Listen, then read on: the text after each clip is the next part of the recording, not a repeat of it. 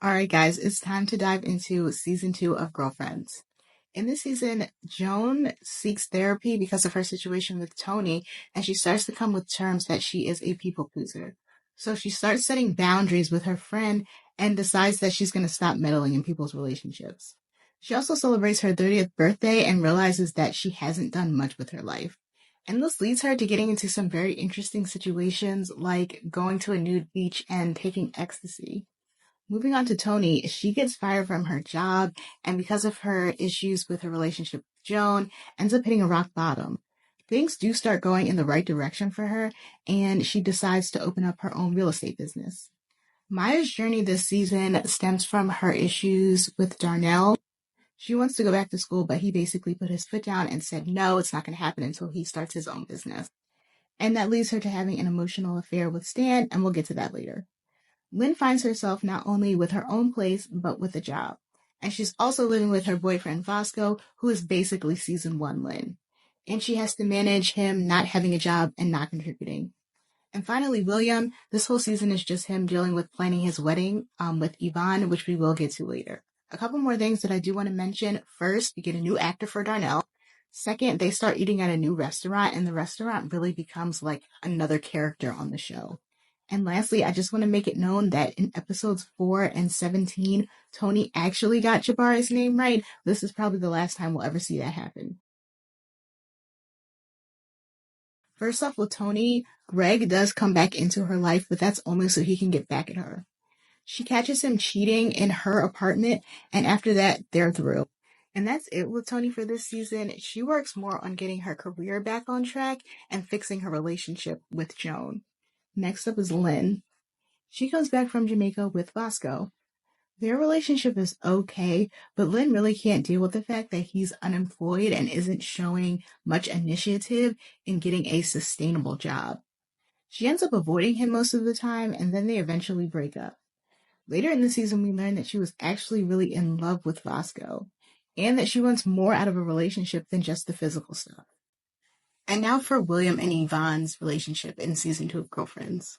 Over the course of the season, we see them plan their wedding, and they even make it to the altar. But Yvonne realizes that this is not the right thing to do, and she cannot marry William.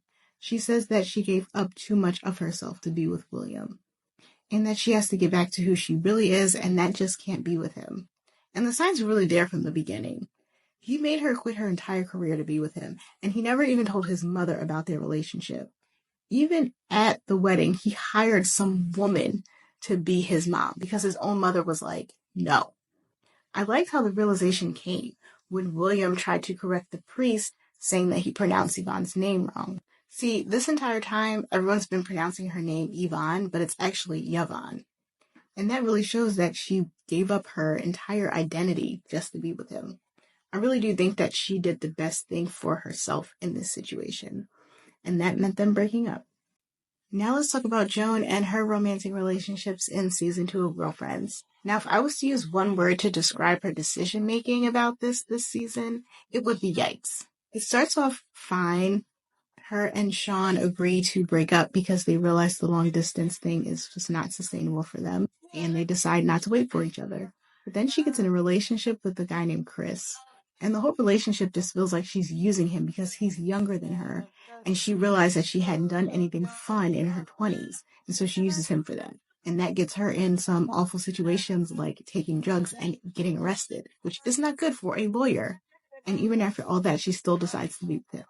And the only reason why she broke things off with Chris was because Sean came back and she thinks that they're just boyfriend and girlfriend all of a sudden.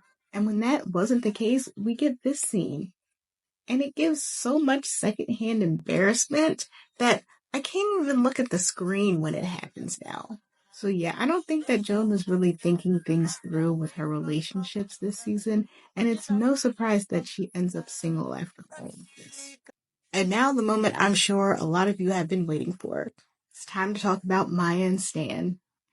Do I think this was an affair? Absolutely yes. Was it a physical affair? For the most part, no, but it definitely was an emotional one. Now, I don't think that it was Maya's intention to get involved with him in the beginning. She was just helping him find the right floor for his job interview and then gave him some tips when she realized she knew who he was interviewing with. She didn't even know his name until after he took her out for a thank you lunch.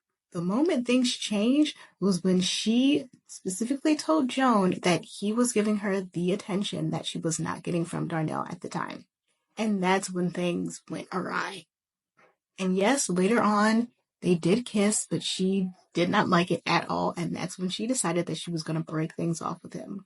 But that leads me to believe that if she did like the kiss, she would have kept things going with these two. And I wouldn't be surprised if they took things further.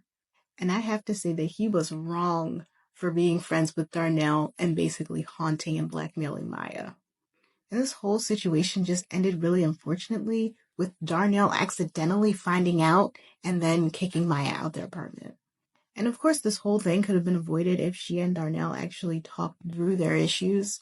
But I also think there would have been a different outcome if Maya had cut everything off after the kiss and immediately went and told Darnell. But let me know what you thought about this whole situation. And now for what I guess is part 2 of the Joan and Tony saga. Things are going pretty rough with them after the events of the season 1 finale in Jamaica. So much so that Joan seeks therapy and is told to cut Tony off as a friend completely. Now this season we learn that these two have been friends for at least 20 years. Now I think that Joan should have set some boundaries with Tony and their relationship before she decided to cut her off completely, but that just didn't happen. It was really tough to see them both mourn this decades-long relationship. But they took him to church, and the power of forgiveness compelled them to patch things up. Now, do I think that things changed much with their relationship? No, not really.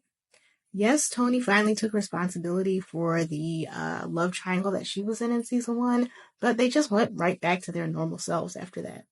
And they never really worked through the real deep issues that they have in their relationship. Because you can definitely see that there's a pattern of behavior between the two of them that always leads to moments of contention. But they're always so focused on a surface level problem that's happening right then and there in the moment. And once they patch that up, they never get to the underlying issues. Let me know what y'all think about their relationship.